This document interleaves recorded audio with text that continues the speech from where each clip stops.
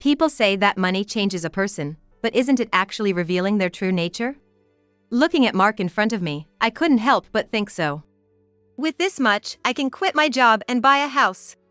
Oh. Maybe I should take Mom and Dad on that trip they've always wanted to go on.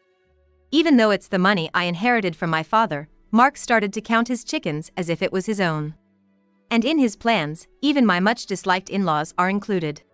This is what my father left for me. You have no right to dictate how I should spend this money. It was a cry from my heart. But Mark just snorted and laughed, waving his hand dismissively. All your money is now mine. If you go against me, we're gonna divorce, you know. That's classic Mark. He thinks if he says this, I'll just comply. He threatened me and then left the house. Things have changed now. It's not going to be the same anymore. I decided to start making some preparations while Mark was gone. My name is Lisa Harrison, 30 years old. Since graduating from community college, I've been working as a receptionist at a private clinic. I married Mark 3 years ago. I met Mark at a friend's wedding. At first, I was taken aback by his somewhat forceful approach, but there was a sense of relief since he was a friend of a friend, and before I knew it, we were dating and then got married. I'm gonna make you happy. It sounded a bit condescending, but I was genuinely happy. Back then, I dreamt of a happy married life. But I woke up from that dream pretty quickly. Before we got married, Mark and I would spend weekends at my place, just hanging out. That's why I didn't notice it. I never realized just how much of a mama's boy Mark was, or how much his parents doted on him. My son's wife isn't a guest, you know. I've heard that line so many times I'm sick of it. Every time I visit my in-laws, my mother-in-law keeps reminding me. It's not like I was lounging around or acting arrogant or anything. Ever since my mother-in-law pointed it out, I tried even harder to be considerate. Whenever I go to my in-laws' house, I quickly ask my mother-in-law if she needs my help, things like carrying something or wiping the table. It's more exhausting than my job. To be honest, my mother-in-law has never made coffee for me even once. Mark and my father-in-law, watching my efforts, just chuckle and are like, she still has a lot to learn. I was utterly fed up with all of them. If it was just a few times a year, maybe I could bear it. But with Mark, it's every week. Before marrying Lisa, I lived with my parents, so I prioritized spending weekends with Lisa. But now that I live with Lisa, I need to prioritize my parents on the weekends. Unfortunately, our apartment is only a 10-minute drive from his parents' house. So sometimes, Mark ends up at his parents' house even on weekdays. Moreover, the apartment we live in now was originally mine before we got married. We did get permission from the landlord, but it's quite cramped for two. Hey, shouldn't we look for a bigger apartment? I suggested this shortly after we got married, but his response gave me chills. It'd cost money, and if we're gonna do that, why not just move in with my parents? Spending 365 days in that in-laws house. Just thinking about it made me feel sick. Absolutely not. Since then, I've never brought up the idea of moving to Mark. It seems Mark senses my discomfort around my mother-in-law, and he often gets mad at me for it. Sure, my mom might be a bit strict, but isn't that how moms are? Well, I guess you wouldn't know since you don't have a mother. Whenever the topic of my parents came up, I always felt Mark was looking down on me. I was raised by my father. My mother passed away when I was little, so it was just my father who raised me. I once overheard my father, when he was drunk, saying he and my mother had run off together, leaving their families behind. So, I didn't have any close relatives to rely on. Moreover, my father was busy running his business. Actually, it was a housekeeper who took care of me. She was kind to me, but at the end of the day, she wasn't my real family. I've never been good at being openly affectionate, and that's carried through to this age. It's such a pity, you know? If only Lisa's dad had been a bit more business savvy. Mark said with a grin. I never liked discussing this topic, but for some reason, Mark occasionally brings it up, as if he's just remembered it. It's about my father's company went under. A few years ago, my father had to shut down the business he was running. I don't know all the details, but it probably failed due to mismanagement. This all happened around the time I decided to get married. Worried about my father, I was like, why don't we live together? I knew Mark wouldn't be thrilled about it, but I couldn't just abandon my father. In the end, though, my father chose to live on his own. Just think about your happiness, Lisa. But Dad, seeing you happy is all that matters to me. Oh, and by the way, congratulations on your wedding. His kind smile from that time is still fresh in my memory. I wished he could have met his grandchild, but unfortunately, we had trouble conceiving. 2 years after our wedding, my mother-in-law suggested I get a medical checkup, and I did. The results showed there was no problem on my end. So, there might be an issue with Mark. I proposed that he also get tested. Especially since it was hard hearing my mother-in-law constantly telling me I was useless because I couldn't give her a grandchild. But Mark was adamant about not doing it. There's no way I'm gonna do that. We're not animals. It's embarrassing to even think about getting tested.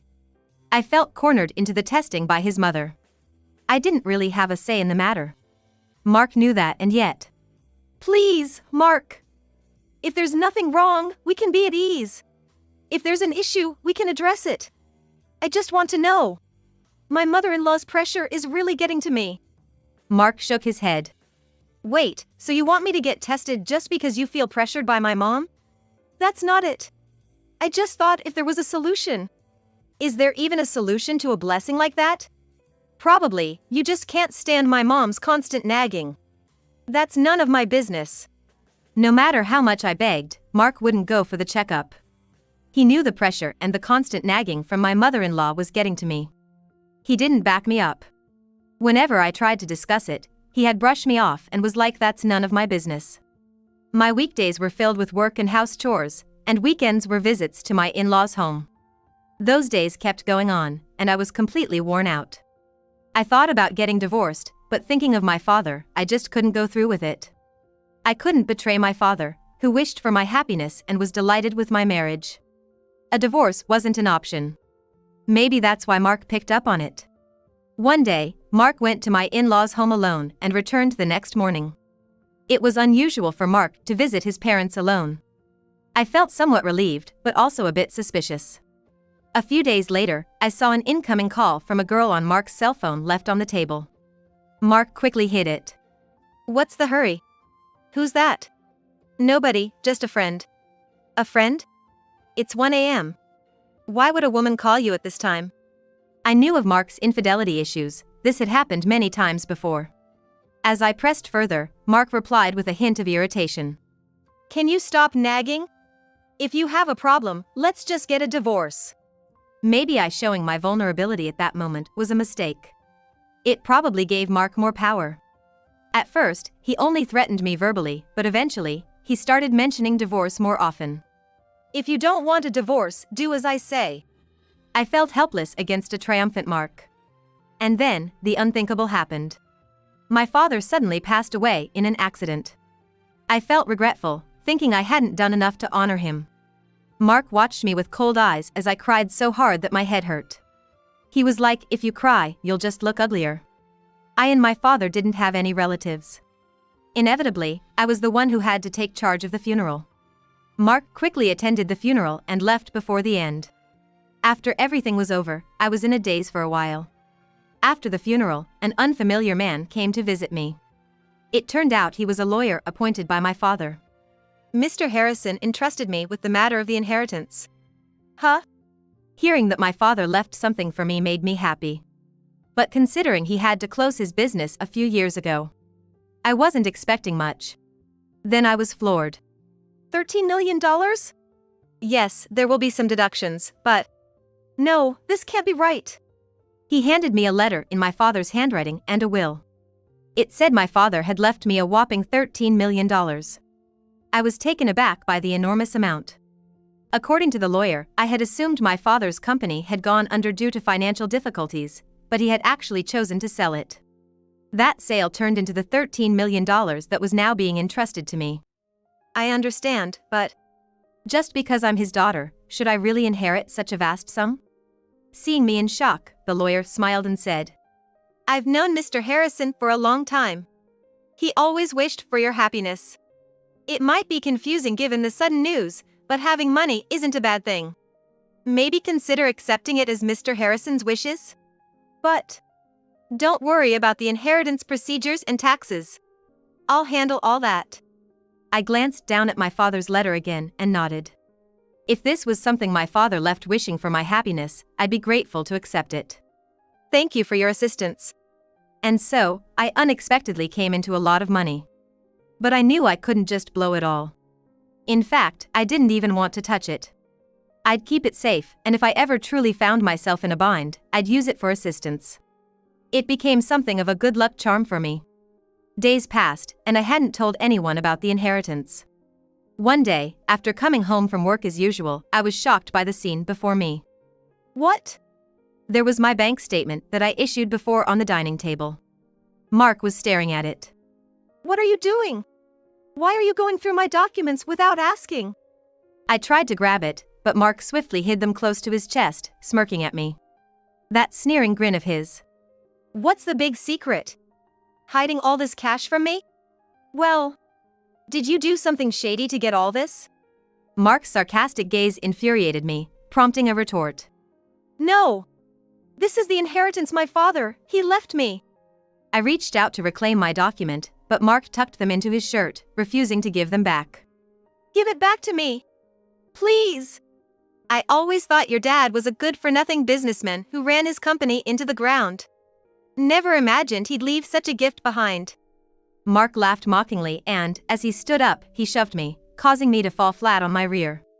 After I was pushed and landed on my rear, he looked down at me with a smug smirk. Don't worry. I'll give it back. Just want to check everything out first. Mark hummed to himself, checking them. When he finished looking, he casually tossed the document back in my direction. All in all, $2 million, huh? In reality, there was more. For emergencies, I had diversified the money into a new account. Mark seemed satisfied, grinning without a clue. With this much, I can quit my job and even buy a house. Yeah. Maybe I'll take Dad and Mom on that trip they've always wanted to go on. Despite it being the money I inherited, Mark started making plans as if it was his own. And, what's worse, he included my detested in-laws in those plans. Don't decide things on your own. This money came from the hard work my father put into his company. It wasn't for Mark to spend as he pleases. This is what my dad left for me. You have no right to dictate how it should be spent. It was a cry from the depths of my heart. But Mark just laughed it off, waving his hand dismissively. All your money is mine now. And if you disagree, we're gonna get a divorce. Emphasizing the word of divorce as if to threaten me, Mark left the house. Mark didn't return after leaving that day. He's probably staying at his parents' place, as usual. They must be having a bigger blast than usual this time. It's about those in-laws of mine and Mark. Dreaming about how they'll spend the $2 million. But those dreams will never come true. Things are different now. In the end, it was 2 days later when Mark returned home.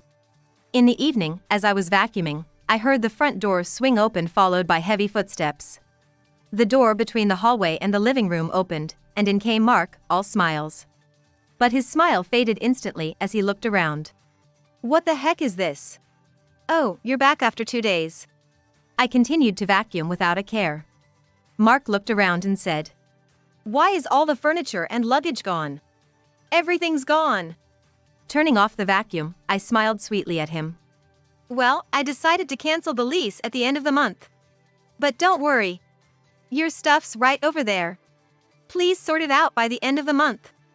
I pointed to the luggage carelessly piled in the corner of the room. Mark stood there, mouth agape, in sheer surprise. Wait, what's going on? This makes no sense. It's simple. I'm terminating the lease here, so you'll need to move out by the end of the month. I've already moved my stuff out. Whatever's left of yours by the end of the month, I'll toss. But why? I don't get why you'd terminate the lease. Mark held his head in frustration. You don't need to understand. Just leave, okay? I ignored Mark and started to vacuum again. But then, my phone rang. I was interrupted again and answered the call. Lisa? It was my mother-in-law. She sounded unusually chipper over the phone. Yes, it's Lisa. I heard from Mark. Good for you.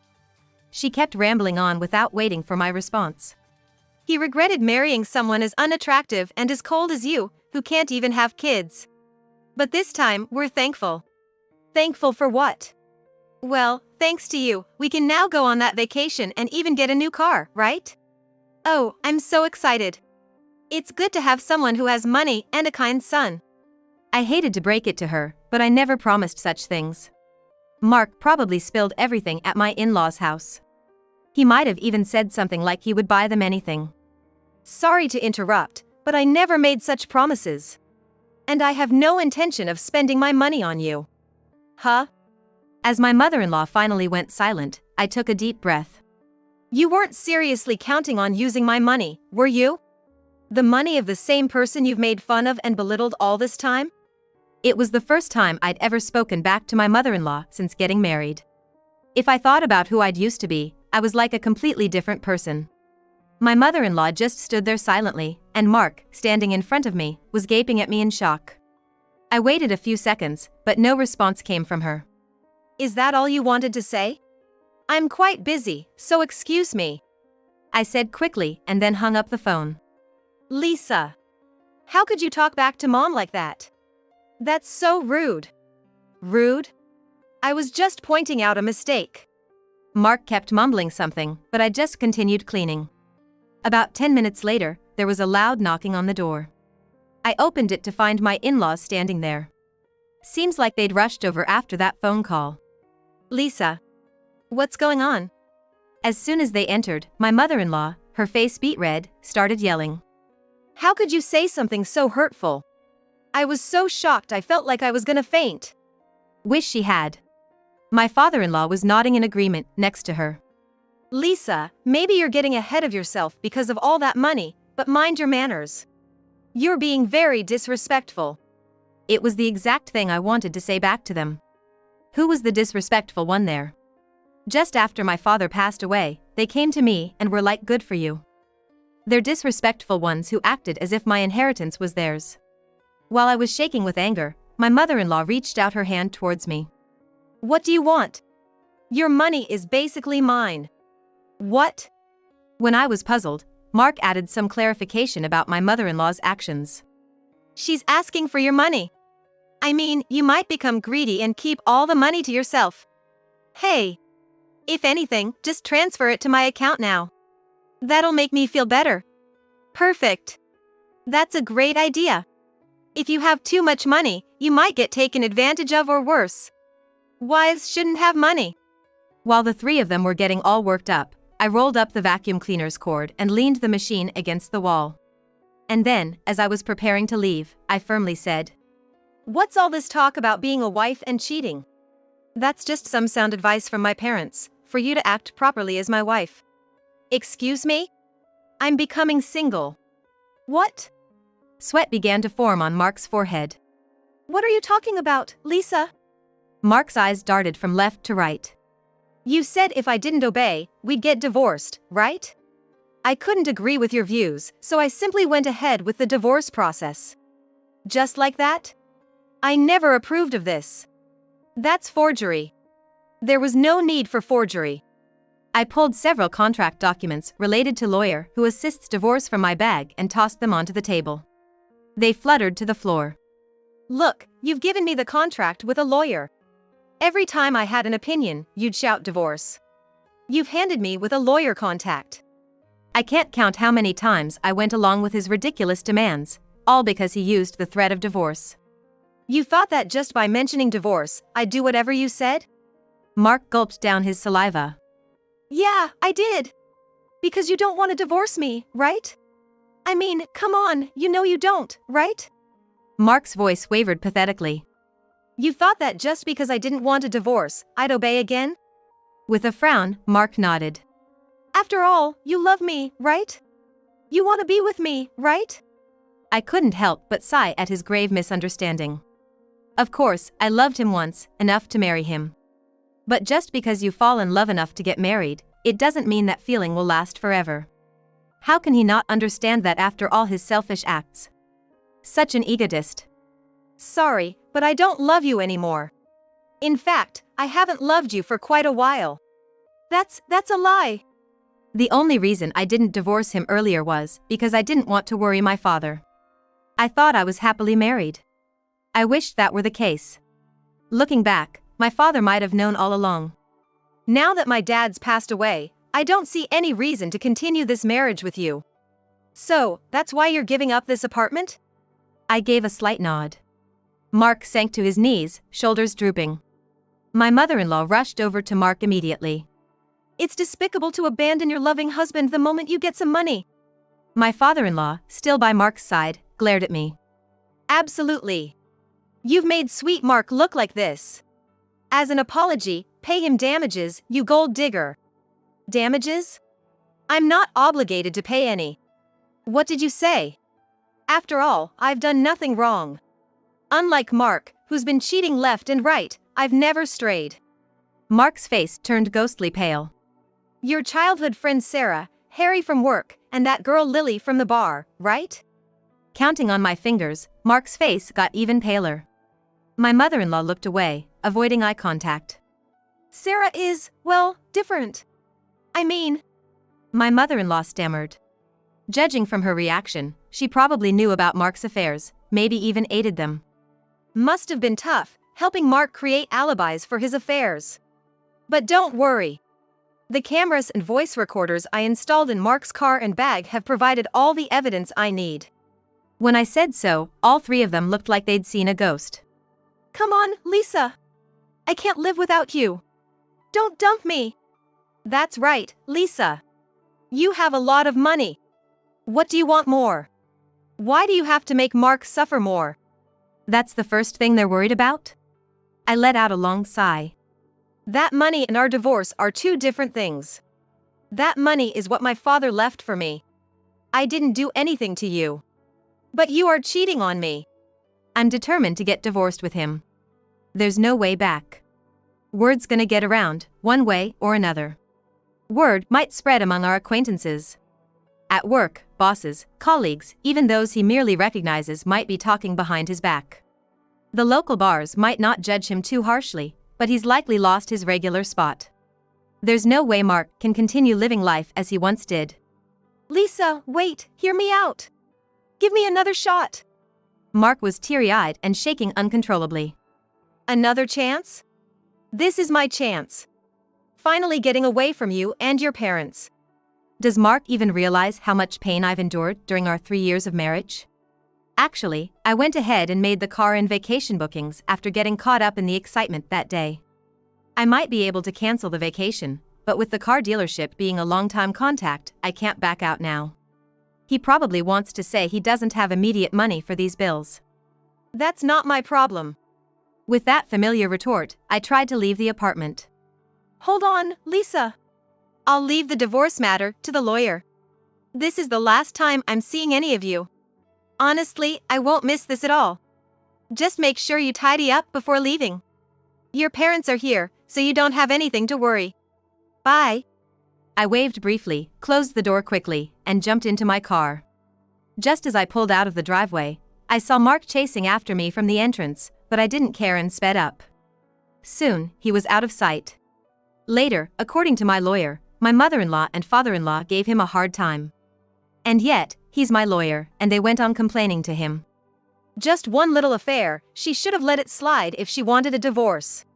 Exactly. It's such a trivial matter. Lisa should have laughed it off, she's so petty. When my lawyer was like it wasn't just one affair. There were 3 other women. And considering the duration, it can't be brushed aside. This is a particularly severe case, they finally shut up. The very fact that Mark, a grown man, brought his parents to the discussion was laughable. My lawyer was like, after this fiasco, I doubt he's gonna get remarried, with a wry smile. As expected, word of Mark's infidelities spread like wildfire, turning his life upside down. Unable to bear the judgmental gazes of those around him, he quit his job. Married friends started to avoid him, and without money, he stopped going out to bars. Mark has been cooped up at my ex-in-law's house ever since. On the other hand, I've relocated to a distant state. It was my father's hometown.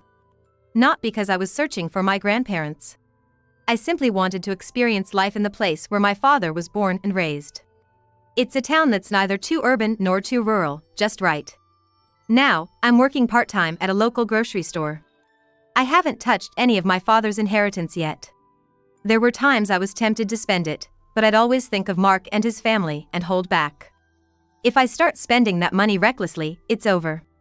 I don't know what the future holds, but for now, I'm content. When I meet my father someday, I genuinely want to be able to say I'm happy. From now on, I plan to live honestly.